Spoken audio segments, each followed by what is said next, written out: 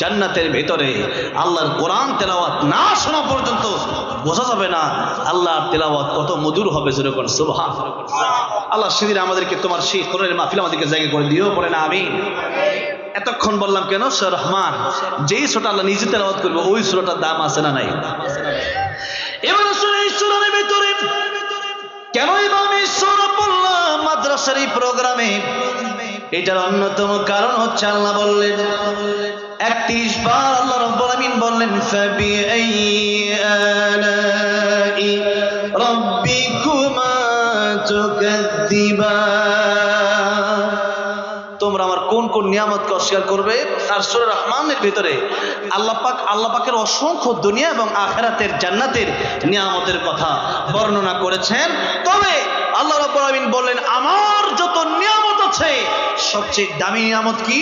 আমার নিজের পরিচয় দেওয়ার সাথে সাথে প্রথমেই সেই নিয়ামতের কথা আমি আল্লাহ তোমাদেরকে বলে দিচ্ছি। আল্লাহ রাব্বুল আমিন বলছেন আর-রহমানু আল্লামাল কুরআন,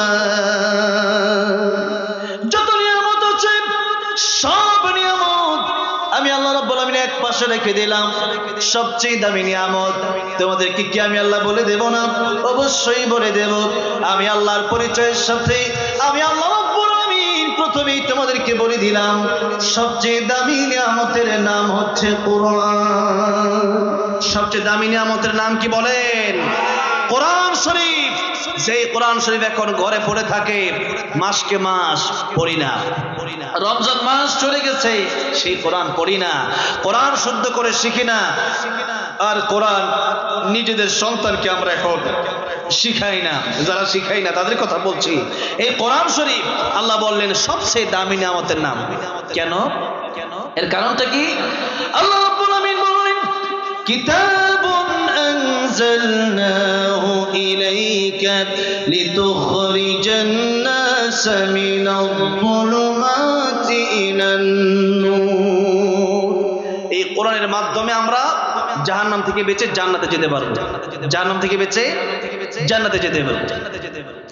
আল্লাহ রাব্বুল আমিন আরেক আয়াতের ভিতরে বললেন ফামান যুহজিহা আনিন নারি ওয়া উদখিলাল জান্নাতা ফাকাদ ফাজ ওয়া মাল হায়াতুদ দুনিয়া ইল্লা মাতাউল গুরুর।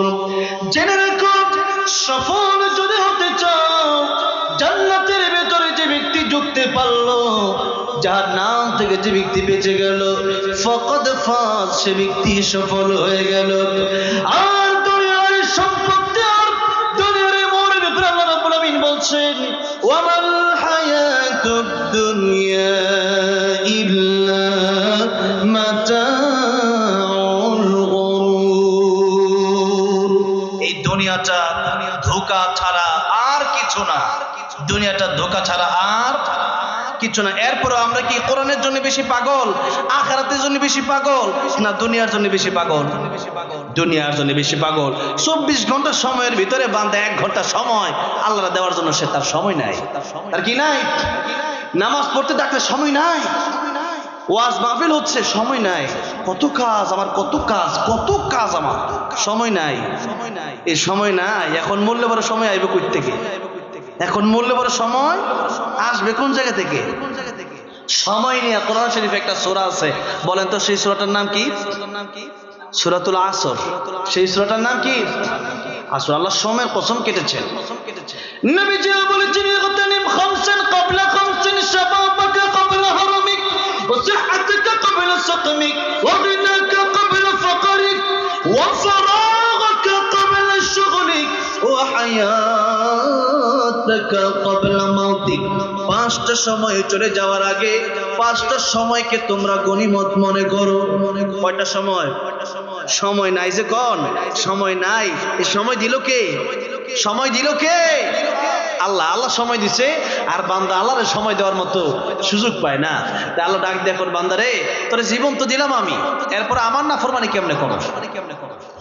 আল্লাহ রাব্বুল আমিন সূরা বাকারায় বলেছেন কাইফা তাকফুরুনা বিল্লাহি ওয়া কুনতুম আমওয়াতান ফাআহইয়াকুম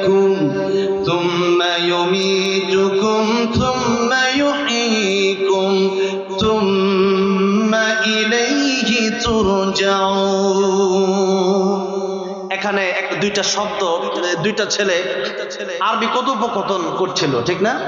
আমি এখানে আসার আগে স্টেজে দুইটা ছেলে, একজন জিজ্ঞেস করছিল কাইফা হালুকা ইয়া আখি, মানে হে আমার ভাই কেমন আছেন? কাইফা হালুক, কাইফ মানে কেমন বা কিভাবে, হালুকা তোমার অবস্থা, আখি আমার ভাই, ও আমার ভাই তোমার অবস্থা কি? তা কাইফ মানে কিভাবে বা কেমনে? এখন আল্লাহ বলেন কাইফ, কিভাবে কেমনে সম্ভব? তাকফুরুনা বিল্লাহ, আমি আল্লাহর সাথে নাফরমানি করো, কিভাবে সম্ভব এটা?